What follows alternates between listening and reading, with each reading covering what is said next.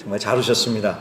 벌써 6월입니다. 6월이요. 제가 여기 와서 그 연말 때 그 기도하면서 그랬던 게 엊그제 같은데 벌써 6월이 됐습니다. 시간 정말 빠릅니다. 그렇죠? 네. 6월도요, 주님의 은혜 가운데 잘 보내시면서 승리하는 한 달이 되시기를 주님의 이름으로 축원드립니다. 오늘 말씀 행복자로다 5번째 시간입니다. 긍휼히 여기는 자라는 말씀으로 말씀 증거하겠습니다. 오늘 말씀해 보면은 어떤 사람이 행복자냐라고 하니까 어떤 사람이 행복한 사람이냐라고 말씀을 하십니까? 긍휼히 여기는 사람이 행복자, 행복한 사람이라고 그렇게 예수님께서 말씀을 하십니다. 긍휼히 여기는 사람, 다른 이를 불쌍히 여기는 사람, 쉬운 성경에는요 자비로운 사람이라고 이렇게 번역이 되어 있습니다. 그러니까 다른 사람에게 긍휼을 베푸는 사람, 자비를 베푸는 인생이 행복한 인생이다라는 것입니다. 그렇다고 해서 베풀었는데 보상이 따르느냐? 그러지 않을 때도 있죠. 하지만 베푼 그 자체만으로도 행복하다라는 것을 우리는 잘 알고 있습니다. 그래서 사도행전 20장 35절에는 주는 것이 받는 것보다 복이 있다라고 주님께서 그렇게 말씀을 하십니다. 주었다고 해서요 되돌려 받는다 혹은 큰 보상이 따른다 그런 약속은 없습니다. 그냥 주는 것 자체가 복이다라는 것입니다. 자, 그렇다면요 왜 우리가 긍휼을 베풀어야 할까요? 우리가 착한 사람이라서 아니면 우리가 교양 있는 사람이라서 긍휼을 베풀어야 될까요? 그럴 수도 있습니다만 여러분, 우리가 긍휼을 베풀어야 하는 근본적인 이유는요, 진짜 이유는 우리가 긍휼함을 받았기 때문에 그렇습니다. 디도서 3장 5절에 이렇게 말씀하십니다. 우리를 구원하시되 우리가 행한 바 의로운 행위로 말미암지 아니하고 오직 그의 긍휼하심을 따라 중생의 씻음과 성령의 새롭게 하심으로 하셨나니 아멘. 자, 우리가 구원받을 만한 자격이 있어서가 아니라 하나님께서 우리를 긍휼히 여겨주셨기 때문에 우리가 구원을 받았다라는 것입니다. 그래서 하나님의 이 긍휼히 여겨주시는 십자가의 사랑과 은혜를 체험한 사람은 그 사랑을 다른 사람에게 베풀고 나눠준다는 것입니다. 쉬운 말로 사랑을 받았기 때문에 사랑을 나눠준다라는 것입니다. 근데 여러분, 사실요 사람을 도와준다는 것이 이거는 결코 쉽지 않은 일입니다. 이런 말 들어보셨죠? 물에 빠진 사람 건져줬더니 뭐 달라고 그럽니까? 보따리 내놓으라 그러죠. 그런 일들이 우리 일상 가운데 벌어집니다. 제가요 언제 뉴스에 한번 봤는데 정말 기가 막힌 뉴스입니다. 한국인지 중국인지 제가 기억은 잘 안 나는데 어느 대학생이 이 물에 빠진 사람을 딱 구해준 거예요. 구해줬는데 구해주고 난 다음에 그 대학생은 죽었습니다. 그냥 그 물에 빠져가지고요. 그런데 기가 막힌 일이 뭐냐면 이 구조를 받은 쪽에서 그 대학생 때문에 자기네들이 물에 빠졌다고 그 사람한테 죄를 뒤집어 씌우는 그런 일이 벌어진 것입니다. 왜 그랬을까요, 여러분? 그 사람들이 왜 그랬을까요? 행여라도 자기네들이 보상금을 줘야 될까봐 그게 두려워가지고 그 자기를 구해준 사람한테 오히려 죄를 전가하는 그런 일이 벌어졌습니다. 참 안타깝지요. 이런 얘기를 들으면 사실 정 떨어지는 게 솔직한 심정입니다. 그렇죠? 도와주고 싶은데도 도와줬는데도 이런 식으로 나오면은 도와주고 싶은 마음이 싹 사라집니다. 그런데 어디 이 사람만 그럴까요? 아르헨티나도 그렇지만 여기 파라과이에도 여기 앉아 계신 모든 성도님들 다 한 번씩은 그런 일을 경험해 보셨을 것입니다. 불쌍해서 도와줬다가 이 속된 말로 뒤통수를 맞는다 그러죠. 이런 거 해본 사연 하나씩은 다 가지고 계셨을 거예요. 누구 말씀처럼 다들 책 한 권은 쓰실 수 있을 만한 그런 사연들이 다 있으실 겁니다. 그런데 이게 한 번 그러면 몰라도요, 이게 두 번이 되고 세 번이 되고 이게 몇 번을 그렇게 당하다 보면은 이제 마음이 다치는 것입니다. 마음이 다치고 막 화가 나고 사람들에 대해서 분노하고 긍휼히 여기고 싶은 마음이 점점 사라져가죠. 자, 바로 그럴 때 우리가 어떻게 해야 됩니까? 하나님의 긍휼을 기억해야 된다는 것입니다. 하나님이 내게 어떤 긍휼을 베풀어 주셨는지 그거를 기억해야 된다는 것입니다. 우리가요 이 아침에 호세아서 11장 말씀을 한번 다 같이 찾아보겠습니다. 호세아서 11장이요. 호세아서는 구약성경 1266페이지에 있습니다. 구약성경 1266페이지 호세아서 11장입니다. 네, 호세아서 11장 1절부터 4절까지 말씀을 먼저 보겠습니다. 호세아서 11장 1절부터 4절까지 네, 찾으셨으면요 제가 봉독해 올리겠습니다. 눈으로 같이 따라와 주시기를 부탁드립니다. 11장 호세아서 11장 1절부터 4절 제가 읽겠습니다. 이스라엘이 어렸을 때에 내가 사랑하여 내 아들을 애굽에서 불러냈거든. 선지자들이 그들을 부를수록 그들은 점점 멀리하고 바알들에게 제사하며 아로새긴 우상 앞에서 분향하였느니라. 그러나 내가 에브라임에게 걸음을 가르치고 내 팔로 안았음에도 내가 그들을 고치는 줄을 그들은 알지 못하였도다. 내가 사람의 줄 곧 사랑의 줄로 그들을 이끌었고 그들에게 대하여 그 목에서 멍에를 벗기는 자 같이 되었으며 그들 앞에 먹을 것을 두었노라. 자, 무슨 말씀입니까? 자, 우리 교회에도 우리 저기 막둥이들이 있죠. 시우나 오늘 라파 같이 이 어린아이들을 안아주고 손을 잡고 걸음을 같이 가르쳐주고 먹을 것을 떠먹여주고 이렇게 키우듯이요. 하나님께서도 이스라엘을 그렇게 기르시고 사랑을 하셨다라는 것입니다. 그런데 그에 대해서 이스라엘은 어떻게 반응을 합니까? 그 하나님의 사랑을 알지도 못하고 엉뚱하게도 다른 신에게 가서 제사를 지내면서 그쪽에 마음을 주더라는 겁니다. 그러니 하나님 입장에서는 얼마나 그것이 기가 막힌 일입니까? 내 아들, 내 딸이라고 해서 내가 정말 뼈 빠지게 고생해서 키워놨더니 아빠 엄마 싫다고 하면서 엉뚱한 집에 가가지고 거기에만 온통 가면은 엄마 아빠 입장에서는 마음이 속상하지요. 우리가 흔히 하는 말로 호적에서 파버리고 싶은 그런 마음이 들죠. 자, 그런데 여러분 반전이 나옵니다. 오늘 말씀 11장 8절 말씀을 보세요. 조금만 더 내려와세요. 8절에 이렇게 말씀합니다. 에브라임이여 내가 어찌 너를 놓겠느냐? 이스라엘이여 내가 어찌 너를 버리겠느냐? 내가 어찌 너를 아드마같이 놓겠느냐? 어찌 너를 스보임같이 두겠느냐? 내 마음이 내 속에서 돌이켜 나의 긍휼이 온전히 불붙듯 하다. 아멘. 네. 하나님이 그렇게 은혜를 베풀어주고 사랑을 베풀어주고 하는데도 이 이스라엘은 모르는 거예요. 그리고 엉뚱한 데 가서 제사 드리고 엉뚱한 데다가 예배를 드리고 하고 있다는 것입니다. 그러면은 사람 같았으면은 버릴 텐데 하나님은 그렇지 않는다는 거예요. 못 버리겠다는 거예요. 왜 못 버립니까? 8절 마지막에도 나와 있듯이 내 마음이 내 속에서 돌이켜 나의 긍휼이 온전히 불붙듯 하도다. 쉬운 성경에는 이 말씀을 이렇게 번역합니다. 너 때문에 내 가슴이 뛰고 너를 불쌍히 여기는 마음이 불붙듯 하는구나. 그렇게 하나님의 속을 썩이는데도 불구하고 하나님은 그 이스라엘 때문에 가슴이 뛰고요. 그 이스라엘 때문에 그 이스라엘을 불쌍히 여기는 마음에 불붙듯 한다고 그렇게 말씀을 하십니다. 자, 이스라엘이 잘나서 자격이 있어서 말 잘 듣는 아들 딸이어서 하나님께서 붙드시고 계시는 것이 아니라 하나님의 긍휼, 하나님의 사랑 때문에 이스라엘을 버리지 않고 품으시겠다는 것입니다.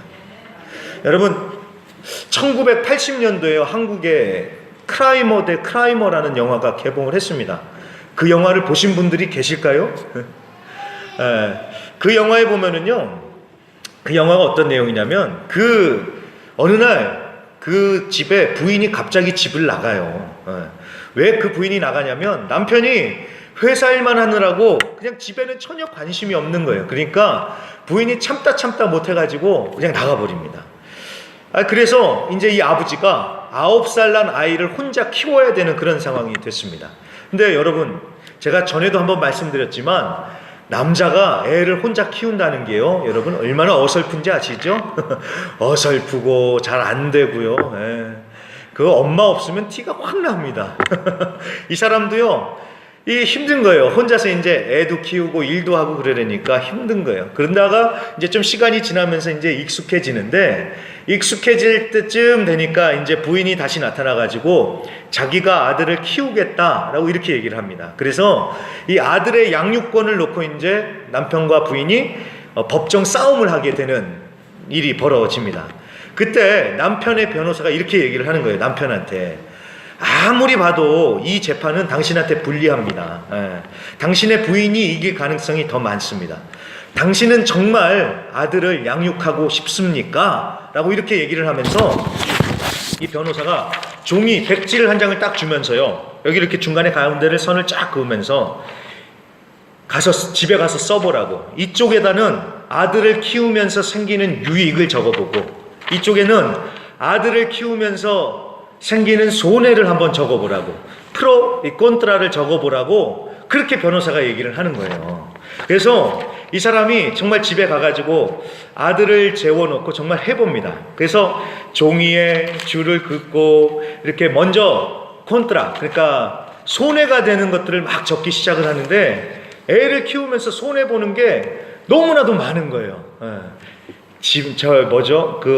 양육비도 있고, 그 다음에 회사 일하는 것도 지장을 받고, 그 다음에 자기도 친구들 만나서 좀 놀고 싶은데 애 때문에 못하고, 그러니까 이런 것들을 다 적어 내려가는 거예요. 이제 그 다음에 다 콘트라를 썼으니까 이제는 프로를 써야죠. 이제 애를 키우면서 얻는 유익이요. 이제 유익을 써보려니까 유익이라고 생각되는 게 하나도 없는 거예요. 애를 키우면서 내가 무슨 유익을 얻나? 아무리 생각해봐도 생각이 안 나는 겁니다. 그래가지고 이 아버지가요, 그냥 종이를 그냥 메사 위에 놓고는 이제 자고 있는 아들한테 갑니다. 그리고 아들을 물끄러미 바라보면서 자는 아들을 그냥 꼭 껴안고 그러면서 그 장면이 끝나는 것을 봤습니다. 제가요 그 장면을 본 다음에요, 저도 똑같이 따라해 봤습니다. 저희 집에 있는 두 아들, 권능이, 권찬이, 얘네들을 키워가지고 생기는 유익은 뭐고 얘네들을 키우면서 생기는 손해는 무엇일까? 여러분, 제가 보니까요 손해가 이만저만이 아닙니다. 교육비가 정말 많이 들어가고요, 요새는 우리 대부분의 성도님들이 잘 아시듯이 권능이, 권찬이가 저보다 훨씬 더 많이 먹습니다. 그래가지고 식비도 어마어마하게 들어갑니다. 그리고 이제는 아빠가 행여라도 뺏어 먹을까봐 얘네들이 저를 얼마나 경계하는지 모릅니다. 그러니 이만저만 아니죠. 들어가는 비용이요. 그 다음에 이제 반대로 생각해 봤습니다. 얘네들을 키우면서 생기는 유익이 무엇인가? 유익이 뭐가 있겠어요? 다 뒤치다꺼리 해줘야죠. 그렇죠? 여러분, 우리 부모님들은 다 아시잖아요. 자식 키우는 게 다 그렇죠. 그렇죠? 이익 따져서, 손해 따져서 자식 키우는 거 아니죠. 내 자식이니까 아낌없이 주고 또 주는 것 아니겠습니까? 오늘 호세아서 11장에 나온 하나님의 마음이 바로 그거입니다. 우리 때문에 하나님이 유익이 있어서 우리를 계속해서 참아주고 붙들어주시고 사랑을 베풀어 주시는 것이 아닙니다. 우리가 잘하니까 아닙니다. 하나님의 아들이니까, 하나님의 딸이니까 하나님께서 우리를 사랑해 주시고 하나님의 긍휼을 베풀어 주시는 것입니다. 우리 중에 누가 자격이 있어서 하나님의 구원을 받았으며, 우리 중에 누가 자격이 있어서 하나님의 사랑을 받은 사람이 있겠습니까? 자격이 있어서, 조건이 돼서 그런 사람은 아무도 없습니다. 그저 자격 없는 죄인에게 하나님께서 한없는 긍휼을 베풀어 주셨기 때문에 우리가 구원을 받은 것입니다. 그런데 우리가 이런 하나님의 은혜를 받았음에도 불구하고 그것을 알지도 못하고 맨날 하나님께 불평하고 하나님의 뒤통수나 치고 그러죠. 그럼에도 불구하고 하나님은 끝까지 우리를 불쌍히 여기면서 붙들어 주시고 사랑해 주신다라는 사실입니다. 바로 그 긍휼하심을 받았기 때문에 우리도 이 긍휼을 베풀어야 한다라는 것입니다. 우리가 착해서요, 우리가 성인군자라서, 우리가 테레사 수녀라서요, 전혀 그렇지 않습니다. 하나님께 그 사랑을 받았기 때문에 그 사랑을 베푼다라는 것입니다. 그래서 여러분, 긍휼을 베푼다고 할 적에요, 여러분, 제가 분명하게 말씀드리지만 손해볼 각오하십시오. 그렇지 않으면요, 내 마음이 상하고 나 시험 들어요.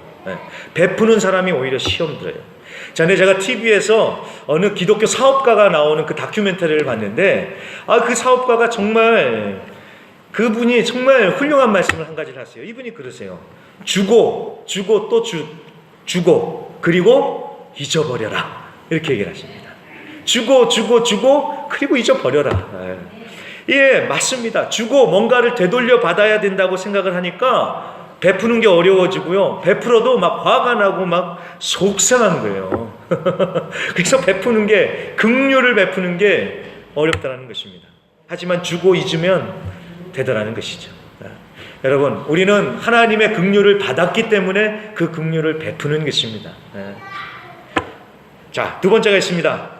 공감이라는 단어를 꼭 기억해 주십시오. 공감. 여러분, 이 공감이라는 것은요, 상대방이 느끼는 것을 나도 똑같이 느끼는 것, 이것이 바로 공감입니다. 제가 왜 이 공감이라는 단어를 얘기하냐면, 오늘 말씀에 나오는 이 긍휼이라는 말의 또 다른 뜻이 바로 공감이라서 그렇습니다. 공감이요. 그러니까 공감, 그러면 다른 사람을 불쌍히 여긴다라는 뜻뿐만이 아니라 다른 사람들을 공감한다라는 의미가 있다라는 것입니다. 그래서요, 이 긍휼이라는 말의 이 원어적인 의미를 찾아보면요, 이 창자가 끊어지는 아픔, 이것이 원어적인 히브리어나 헬라어의 원어적인 뜻입니다. 창자가 끊어지는 아픔이요. 그러니까 어떤 사람을 보고 그냥 불쌍하다라는 이 정도가 아니라 창자가 끊어지는 고통으로 그 사람을 본다라는 것입니다. 이것이 우리말에도 있습니다. 이 말이요. 우리말에 애끓다, 애가 타다라는 말 들어보셨죠?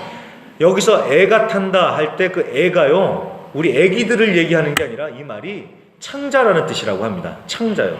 그러니까 창자가 막 타다, 창자가 타들어가도록 아프고 창자가 끓도록 아프다, 이런 뜻이죠. 그러니까 오늘 이 긍휼이라는 단어하고 똑같은 의미를 가지고 있는 거예요. 그러니까 여러분 보십시오. 얼마나 그 사람의 아픔에 공감을 하면은 창자가 끊어질도록 아파할까요? 그렇죠? 자, 이 공감에 대해서 가장 좋은 예가 나오는 것이 바로 누가복음 10장에 나오는 선한 사마리아인의 비유입니다. 이 얘기 다 아실 거예요. 사마리아인이 딱 지나가다가 강도 만난 사람을 봤습니다. 그 사람을 보면서 거기에 보니까 불쌍히 여겼다라고 나옵니다. 불쌍히 여겼다를 스페인어 번역판에서는 미세리코르디아라고 얘기를 했지만, 미세리코르디오소라고 하지만 한편으로는 콤파시온이라고 번역을 합니다. 공감했다라는 거예요. 그래서 아이고 불쌍하네 어째 하면서 그냥 하면서 지나간 것이 아니라 정말 그 사람을 향한 창자가 끊어지는 아픔을 느끼면서 그 사람을 보살펴줘요. 그래서 그냥 불쌍하네 하고 끝난 것이 아니라 바쁜 발걸음을 멈추고 말에서 내리고 그 사람의 상처를 싸매주고 그 사람을 데리고 가서 회복시킬 수 있도록 자기 돈을 또 내서 보살펴줍니다. 그 영혼을 불쌍히 여기는 그 마음, 그 아픔에 공감하는 마음, 이것이 바로 긍휼이다라는 것입니다. 그리고 이 긍휼, 이 공감을 통해서 여러분 하나님의 능력의 역사가 나타난다는 사실 아십니까? 제가요 재밌는 얘기 하나 해드릴게요. 전에 아르헨티나에 브릿지 임팩트의 그 홍민기 목사님이라는 분이 오셔서 집회 가운데 이런 얘기를 하셨는데 정말 큰 저는 도전이 됐습니다. 홍민기 목사님을 아실지 모르겠는데요, 그분이요 정말 딱 이렇게 딱 보면은 정말 생기신 게요, 이게 사람이 생김새 갖고 뭐라 그러면 안 되는데 딱 보면은 정말 산적같이 생기셨어요. 제가 좀 그래도 좀 그분이 저를 많이 사랑해 주셔가지고 제가 이렇게 신뢰감을 가지고 말씀드리는데 정말 그렇게 생기셨어요. 그래가지고 또 성격도 화끈하세요. 그래서 제가 보기에는 그분이 딱 째려보시면 사람만 겁먹는 게 아니라 귀신도 겁먹을 것 같다, 제가 그렇게 생각을 했거든요. 그런데 이분이 사역 초창기 때 이런 일이 벌어진 거예요. 사역을 시작을 했는데 귀신 들린 사람을 누가 딱 데려오더래요. 그래서 기도를 해달라고. 그런데 이제 처음으로 그런 상황을 겪어봐가지고 속으로는 이걸 어떻게 해야 되나 그랬는데, 그래도 이제 어디서 들은 건 있어가지고 딱 붙잡고 기도를 했대요. 예수의 이름으로 명하노니 귀신은 물러갈지어다. 이렇게 소리를 치면서 이렇게 기도를 했다고 합니다. 귀신이 나갔을까요, 안 나갔을까요? 안 나가더래요. 그래서 계속 예수의 이름으로 예수의 이름으로 하면서 소리를 치면서 기도를 하는데 안 나가가지고 안 되겠다 싶어가지고 자기가 기도원에 올라가서 금식기도 하고 내려와서 다시 쫓을 테니까 좀 기다려달라고 해서 기도원에 딱 올라가가지고 금식기도를 하고 또 내려와서 기도를 했대요. 그리고 나서 또 다시 예수의 이름으로 했는데 나갔을까요? 안 나갔을까요? 안 나갔으니까 이 얘기가 재밌죠. 네. 하다 안 돼가지고 어떻게 했냐면은 이 축사 사역을 하시는 전문으로 하시는 목사님을 모셔왔대요.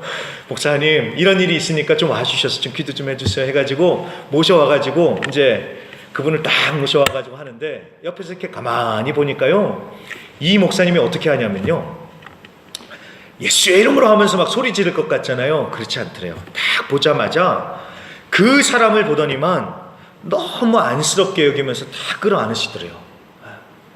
그러더니만 막 예수의 이름으로 큰 소리를 치시는 것이 아니라 정말 작고 부드러운 목소리로 기도를 하니까 귀신이 나가더랍니다. 그래서 이 홍민기 목사님이 물어보셨대요. 어떻게 이게 됩니까? 그랬더니 그 목사님이 딱 이 말씀 하시더래요. 소리친다고 나가는 것이 아니라 성령의 마음으로 그 영혼을 불쌍히 여겨야 한다. 이 얘기를 해주시더랍니다. 뭐 소리를 지르고 안 지르고가 문제가 아니라 그 마음 가운데 정말 그 영혼을 향한 예수님의 마음, 성령의 마음, 정말 긍휼의 마음이 있어야 된다는 것입니다. 여러분, 그 사람의 아픔을 공감하고 긍휼히 불쌍히 여기는 마음, 저는 이것을 하나님 아버지의 마음, 예수님의 마음이라고 생각합니다. 여러분, 우리가 열심히 해서 열매가 맺혀지는 것이 아니라요, 영혼을 향한 하나님 아버지의 마음, 예수님의 마음이 있어야지 열매가 맺혀지는 것입니다. 예수님의 마음을 가지고 우리가 다른 이들을 섬기고 봉사할 적에 능력이 나타나고 열매들이 맺혀간다라는 것입니다. 저는 확신합니다. 우리 순복음의 식구들 한 사람 한 사람이 이 마음을 가지고 있으면 우리 교회는 정말 천국과 같은 교회가 될 줄로 믿습니다. 긍휼의 마음이요, 공감의 마음이요, 다른 사람들을 향한 이 공감의 마음, 긍휼의 마음이요. 제가요 온 지 6개월 정도 됐습니다. 이제 6개월밖에 안 됐는데요, 벌써부터 이 담임 목사 자리의 무게감 때문에 제가 정말 힘듭니다. 너무 힘듭니다. 이게 뭐 일이 잘 되고 안 되고 이것 때문이 아니라요, 뭐 일이 잘 되고 안 되는 거 이런 건 괜찮습니다. 일이 되어지는 과정 가운데 서로 의견이 부딪히고 이런 것들은 당연한 거예요. 이런 것들은 그래서 저는 별로 이런 것들은 힘들지가 않은데, 뭐가 힘드냐면요, 우리 성도님들을 이제 한 분 한 분 더 자세히 알아가잖아요. 이제 그러면서 성도님들의 상황을 알아가면서 그분들의 이름을 한 분 한 분 불러가면서 매일 아침마다 기도를 하는데, 그렇게 기도를 하는데 막 마음이 먹먹해지고요, 막 마음이 메어오면서 애통함이 막 절로 나오는 겁니다. 아버지의 마음이라 그러면 좀 이해가 되실까요? 제가 나이는 젊습니다. 젊은데도요, 이 담임 목사의 자리가 그런 것 같아요. 그렇다고 해서 제가 성격이 좋거나 뭐 사랑이 많은 사람은 절대 아닙니다. 저는 그런 사람이 아닙니다. 그런데 이 자리에 있으니까요, 누가 좋고 누가 싫고 이거 없어요. 여러분, 자식들 키우는데 큰아들이 더 좋고 작은아들이 더 좋고 이런 거 있으세요? 없죠. 똑같은 마음입니다. 10손가락 깨물어 가지고 모든 손가락이 다 아프듯이요, 우리 성도님 한 사람을 향해서 그런 마음이 생기는 거예요. 그래서 지난주에는 기도를 하는데 그 마음이 너무 심해 가지고요, 얼마나 마음이 메어지는지 소리가 안 나와요, 기도하는데. 참,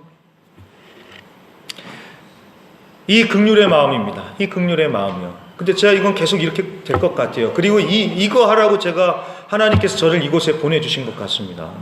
여러분, 저만 이 마음을 가져서는 안 되죠. 우리 모두가 다 이런 긍휼의 마음을 가져야죠. 여러분, 이 사람 왜 그래? 저 사람 왜 그래? 이렇게 하시기 전에요, 긍휼의 마음으로 보실 수 있기를 간절히 부탁드립니다. 여러분이 긍휼의 마음을 가지고 그 사람을 보면은요, 그 사람의 아픔이 보이기 시작합니다. 긍휼의 마음을 가지고 그 사람을 보기 시작하면요, 그 사람이 왜 그러는지 좀 다르게 보입니다. 제가 딱 와서 보니까요, 처음에는 오해한 성도님들이 굉장히 많습니다. 아니, 이분은 왜 이러실까? 어떤 분들은 표현이 굉장히 거칠으세요. 그리고 또 어떤 분들은 표현을 전혀 안 하시고 가만히 계시고, 왜 다들 극단적이세요? 그래가지고 놀랬습니다. 아니, 다들 왜 이러시나, 왜 이러시나. 아이고, 주여 했습니다. 그런데 긍휼의 마음을 가지고 보니까요, 세신 분이든 약하신 분이시든 다 그 아픔과 그 마음의 상처와 이런 것들이 보이면서 다는 이해가 안 되지만 약간은 이해가 되기 시작하더라고요. 긍휼의 마음입니다. 긍휼의 마음이요. 빌립보서 2장 5절, 너희 안에 이 마음을 품으라. 곧 그리스도 예수의 마음이니. 우리가 각자가 정말 예수의 마음을 가지고 서로를 대한다면 우리 교회, 천국과 같은 교회 되겠습니까? 안 되겠습니까? 되지요. 긍휼의 마음을 가지시고 우리 서로를 대해 주실 수 있는 우리 성도님들이 되시기를 바라고요. 또 하나님 아버지, 내가 긍휼이 없습니다, 사랑이 없습니다, 그러면 다른 것이 필요 없습니다. 예수 그리스도의 그 십자가입니다. 제가 말씀드렸죠, 우리가 착하니까 다른 사람들에게 긍휼을 베푼다, 천만의 말씀이요. 하나님께 사랑을 받았기 때문에 그 사랑을 베푸는 것입니다. 내가 긍휼을 베풀 수 없다 그러면은 우리 다시 하나님의 사랑을 다시 기억하면서 그 십자가의 사랑과 은혜로 다시 충만해져야 됩니다. 그래서 하나님, 내가 긍휼이 부족한 것 같습니다, 사랑이 부족한 것 같습니다, 그러면 다시 십자가 앞에 엎드리시고 그 십자가의 사랑으로 충만해지시기를 바랍니다. 그러면 그때 또 사랑을 베풀고 긍휼을 나누실 수 있는 귀한 우리 성도님들이 되실 줄로 믿습니다. 네, 오늘 말씀을 기억하시면서 정말 긍휼히 여기심으로써 행복한 인생, 행복자로 사실 수 있는 우리 순복음의 성도님들이 되시기를 주의 이름으로 간절히 부탁드립니다.